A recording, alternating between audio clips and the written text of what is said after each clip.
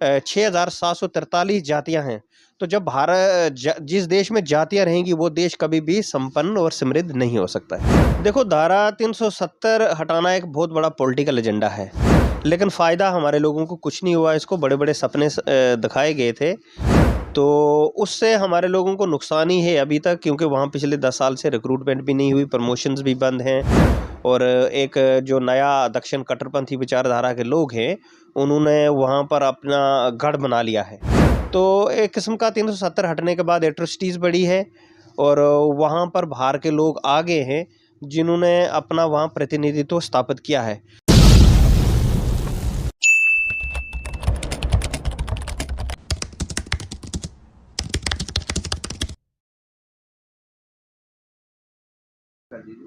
नमस्कार, जोहार, जय मूलवासी। मैं हूं विनोद कुमार देव। आप देख रहे हैं voice Republica, the voice of real representation. साथियों, हमारे साथ इस समय जम्मू कश्मीर से लोग आए हुए हैं और इस समय बामसेफ का 41वां राष्ट्रीय अधिवेशन चल रहा है। और ये जगह जहां पर हम बैठे हुए हैं, ये मगध यूनिवर्सिटी का कैंपस है और बिहार का एरिया है ये। सबसे पहले तो सर, स्वागत है आपका हमारे चैनल पे। धन्यवाद। जय भीम, जय जोहार आपको भी, आपके चैनल के माध्यम से सभी दर्शकों को। जी, हमारे दर्शक और देश की जनता परिचय जानना चाहेगी आप। जी, मैं डॉक्टर जोगिंदर सिंह राय हूँ। मैं बामसेफ प्रदेश अध्यक्ष हूँ जम्मू कश्मीर से, और बामसेफ से पिछले 10 साल से जुड़ा हूँ, और लगातार बामसेफ की जो विचारधारा है हम लोगों तक वो पहुँचा रहे हैं, और काफ़ी लोगों में बदलाव भी आया है, क्योंकि जागृति का जो अभियान हम कर रहे हैं, लोग उसको समझ रहे हैं और बामसेफ की विचारधारा से जुड़ रहे हैं। बामसेफ देश में समता, स्वतंत्रता, बंधुता और न्याय की स्थापना की बात करता है। 75 ईयर कंप्लीट होने जा रहे हैं इसका आज़ादी मिले। तो आप लोग जम्मू एंड कश्मीर से हैं। समता, स्वतंत्रता, बंधुता और न्याय संविधान की उद्देशिका में पहले से ही निहित है। कितना फ़ायदा हुआ सर कॉन्स्टिट्यूशन से जम्मू एंड कश्मीर को? देखो, एक सर्वे की रिपोर्ट के मुताबिक मैं जम्मू कश्मीर की बात भी करूं तो संविधान से हमारे लोगों को फ़ायदा हुआ है, क्योंकि इसमें कोई शक नहीं कि संविधान की वजह से राजनीतिक और आर्थिक परिवर्तन लोगों में हुआ है। क्योंकि राजनीतिक से हमारे लोग पंच, सरपंच लेकर BDC, DDC, member of parliament, Rajya Sabha, Vidhan Sabha में गए, और आर्थिक स्थिति उनकी इसलिए बदली क्योंकि आरक्षण की वजह से जो रिजर्वेशन का आर्टिकल 15(4) और 16(4) है, उस वजह से हमारे लोग professor, magistrate, doctor, engineer, lecturer, advocate बने और उनकी आर्थिक स्थिति सुधरी है। तो आरक्षण से हम लोगों को प्रतिनिधित्व बना है, मिला है, इसमें कोई शक नहीं है। लेकिन जो सामाजिक ढांचा है सिस्टम का, और धार्मिक, उसमें कोई बदलाव नहीं आया, क्योंकि उस वजह से हमारे लोगों के साथ आज भी जातीय अत्याचार और जातीय भेदभाव होता है, चाहे उन्होंने जितनी भी उच्च शिक्षा प्राप्त की, लेकिन सोशल ऑर्डर में अभी तक तब्दीली नहीं आई है। लेकिन लगातार बामसेफ इसको भी तोड़ने का प्रयास जो है कर रहा है, क्योंकि 6,743 जातियां हैं। तो जब जिस देश में जातियां रहेंगी वो देश कभी भी संपन्न और समृद्ध नहीं हो सकता है। बड़ा गदर मचाया गया था धारा 370 को लेकर, तो उसका क्या बेनिफिट हुआ सर जम्मू कश्मीर को? देखो, धारा 370 हटाना एक बहुत बड़ा पॉलिटिकल एजेंडा है, लेकिन फ़ायदा हमारे लोगों को कुछ नहीं हुआ। इसको बड़े बड़े सपने दिखाए गए थे, तो उससे हमारे लोगों को नुकसान ही है अभी तक, क्योंकि वहाँ पिछले 10 साल से रिक्रूटमेंट भी नहीं हुई, प्रमोशंस भी बंद हैं। और एक जो नया दक्षिण कट्टरपंथी विचारधारा के लोग हैं, उन्होंने वहाँ पर अपना गढ़ बना लिया है, और वो लगातार काम कर रहे हैं। और जम्मू कश्मीर को नुकसान इसलिए हुआ क्योंकि स्टेट को भी डिग्रेड किया गया, और स्टेट की आइडेंटिटी को भी छीना गया। वहाँ की जो एक अपनी ज़मीन की आइडेंटिटी थी, नौकरी की आइडेंटिटी थी, उसमें भी बहुत सारा हमको धक्का लगा है। तो एक किस्म का 370 हटने के बाद एट्रोसिटीज़ बढ़ी है, और वहाँ पर बाहर के लोग आ गए हैं जिन्होंने अपना वहाँ प्रतिनिधित्व स्थापित किया है। तो कुल मिलाकर हमारे लिए नुकसान ही है। नुकसान हुआ है सर। एक बात हम जानना चाहेंगे कि अभी संसद में वन नेशन वन इलेक्शन पे वोटिंग हुई है, तो चूंकि धारा 370 हटा दी गई है, तो जम्मू और कश्मीर को भारत में एसिमिलेट कर दिया गया है, तो वन नेशन वन इलेक्शन का प्रभाव वहाँ भी होगा। कैसे कैसे देखते हैं सर इसको? देखो, वन नेशन वन इलेक्शन तो जो दक्षिण कट्टरपंथी विचारधारा है या संघ वाले बड़ी देर से इसकी बात कर रहे हैं, लेकिन हाँ, हम इसके मतलब समर्थन नहीं करते हैं। तो आगे देखो, अभी ये बिल पास नहीं हुआ, पार्लियामेंट्री स्टैंडिंग कमेटी को क्या हुआ है, तो उन्होंने कहा कि अगले से 17 तक इसको पार्लियामेंट में पेश किया जाए। तो वेट एंड वॉच है इस पर, अभी हम यही कहेंगे। ओके सर, बहुत बहुत धन्यवाद। सर परिचय जानना चाहेंगे आप? मेरा नाम तरसेम लाल मूल निवासी है। मैं एक डिस्ट्रिक्ट ऑफिसर रिटायर हुआ हूँ जम्मू से।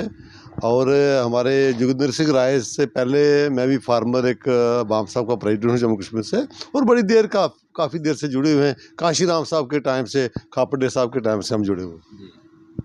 सर ये जानना चाहेंगे कि अभी देश की सुरक्षा का जिसने जिम्मा ले रखा है गृह मंत्री अमित शाह ने, बाबा साहब को लेकर के इस तरीके की बयानबाजी करते हैं, मजाक उड़ाते हुए बोलते हैं कि भगवान का नाम लिया होता तो वो। देखिए सर, ये जो भारतीय जनता पार्टी जो उनके लीडर हैं, बेसिकली उनके डीएनए में प्रॉब्लम है। आपको याद होगा कि जब भारत का संविधान 26 जनवरी 1950 को भारत में लागू हुआ, 27 जनवरी 1950 को विश्व हिंदू परिषद और आरएसएस के लोगों ने दिल्ली में उसके खिलाफ जुलूस निकाला था, हम भारत के संविधान को नहीं मानते हैं। तो बाबा साहब से उनके थोड़ी एलर्जी है, क्योंकि बाबा साहब ने संविधान में कुछ बातें ऐसी लिखी हैं जो उन तमाम वर्गों के फेवर में जाती हैं जिनको सदियों सदियों जो है पढ़ने का अधिकार नहीं है, पानी पीने का अधिकार नहीं है। तो जब आज वो लोग बिस्लरी का पानी पी रहे हैं, आज लोग वो साफ़ कपड़े पहन रहे हैं, तो उनको लगता है इसके पीछे सिर्फ डॉक्टर अम्बेडकर का जो है वो रोल है, वो जो बर्दाश्त नहीं करते हैं। तो उनकी जो स्टेटमेंट है वेरी वेरी अनफॉर्चुनेट है। और अमित शाह का आपको पता ही है उसकी बैकग्राउंड क्या है, उसके ऊपर ना जाते हुए जब वो कहते हैं कि अम्बेडकर अम्बेडकर अम्बेडकर अम्बेडकर, और वो कहते हैं कि अगर इससे ज़्यादा राम का नाम लिया जाता तो लोगों को स्वर्ग मिल जाता, तो मुझे लगता है उनको ये पिंच हो रहा है कि डॉक्टर अम्बेडकर को लोग शायद भगवान से ज़्यादा मानते हैं। ठीक है, तो अब लोग जो हैं जिनको फ़ायदा हुआ है वो तो बाबा साहब को भगवान से भी ऊपर मानते हैं, लेकिन इनको लगता है कि डॉक्टर अम्बेडकर जो है उसकी इतनी पॉपुलैरिटी क्यों है। लेकिन डॉक्टर अम्बेडकर वाहिद आदमी है जिनको स्कूल नहीं जाने दिया, पढ़ने नहीं दिया, उन्होंने भारत का संविधान लिखा है। और संविधान में जो ड्राफ्टिंग कमेटी में जो 6-7 मेंबर थे, आपको पता है 2 बार चले गए, 2 बीमार हो गए।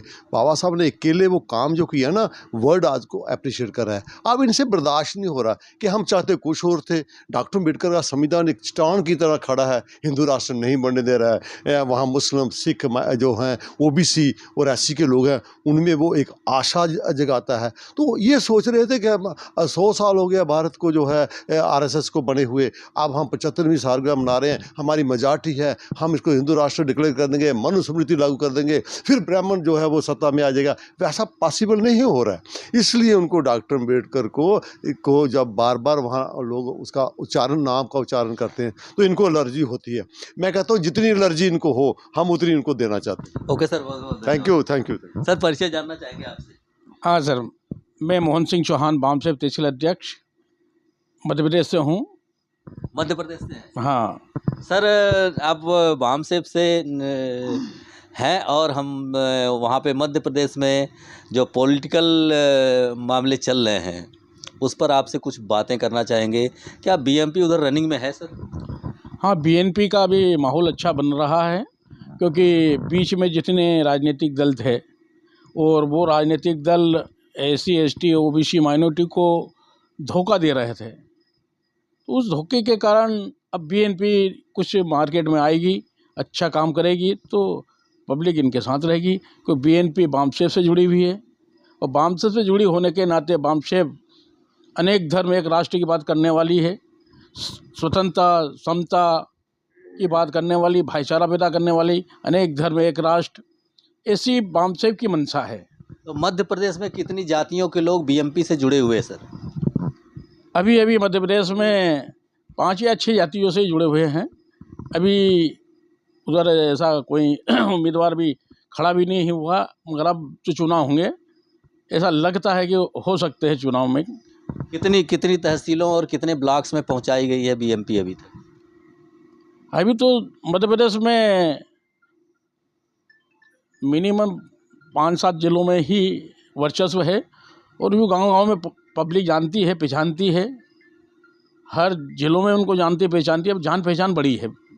सर, देश के गृह मंत्री ने इस तरीके का बयान दिया, आप और हम पॉलिटिकल एजेंडे पर बात कर रहे हैं, देश के गृह मंत्री ने इस तरीके का बयान दिया है बाबा साहब पर, क्या बोलेंगे इस पर? देखिए, आप बाबा साहब के बारे में जब बाबा साहब जिंदा थे उस समय उनके पुतले जलाए गए। आज उसी नस्ल के लोग आज उनको गलत कह रहे हैं। बाबा साहब ने किसी को गलत नहीं किया। बाबा साहब अम्बेडकर ने सभी को समान दृष्टि से संविधान में पात्रता दी है, महिलाओं को दी है, ब्राह्मणों को भी दी है, ठाकुर को भी दी है, अनुसूचित जाति जनजातीय को भी दी है। और ब्राह्मण तो वैसे विदेशी है, फिर भी उसको उतना हिस्सा दिया जितना उसको मिलना चाहिए। बराबरी का दर्जा है। 100% आरक्षण की जरूरत ही नहीं रहेगी। 100% अगर सभी को नौकरी दी जाए तो आरक्षण की जरूरत ही नहीं रहेगी। एक सर आपकी पार्टी पर ये इल्ज़ाम है, आप लोग इस टाइम पेपर ला करके अन्य पार्टियों का पत्ता साफ कर रहे हैं। देखो, वामसेप एक ऐसा संगठन है, वो गैर राजनीतिक संगठन है ना। अब ये बीएनपी वाले चुनाव लड़ रहे हैं, लड़ेंगे तो ये तो वो राजनीति वाले जाने, हम वामसेप वाले इसमें नहीं बोलते साहब। वामसेप का उद्देश्य है गैर राजनीतिक। आपके एजेंडे को बीएमपी लेके चल रही है। नहीं, वो चल रही है तो वो अच्छी बात है। आपसे प्रेरित होकर के बीएमपी का निर्माण हुआ है। ये तो उससे ये है, सवाल तो आपसे होगा। नहीं तो सवाल, हम गैर राजनीतिक लोग हैं ना, हम राजनीति से हमें कोई लेना देना नहीं है। सोशली अपनी बात बताइए। नहीं, हमारी बात तो बिल्कुल कंप्लीट है।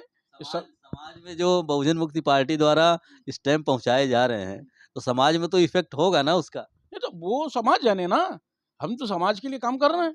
हम घर घर जा रहे हैं, गली गली जा रहे हैं और समझा रहे हैं कि हम डीएनए की औलाद हैं, मूल निवासी लोग हैं। यहाँ जात पात का कोई मामला नहीं है। मेरे से कोई जात पूछता है तो मैं जात बताता ही नहीं हूँ। हम बोलते हैं हम तो मूल निवासी। ओके सर, बहुत बहुत धन्यवाद। ठीक है सर, आपने मेरे को मौका दिया। मैं एमपी का हूँ और पहली बार मैं इस मंच से या चैनल पे मैंने अपना वक्तव्य दिया है, इसके लिए आपको भी धन्यवाद। ओके सर, बहुत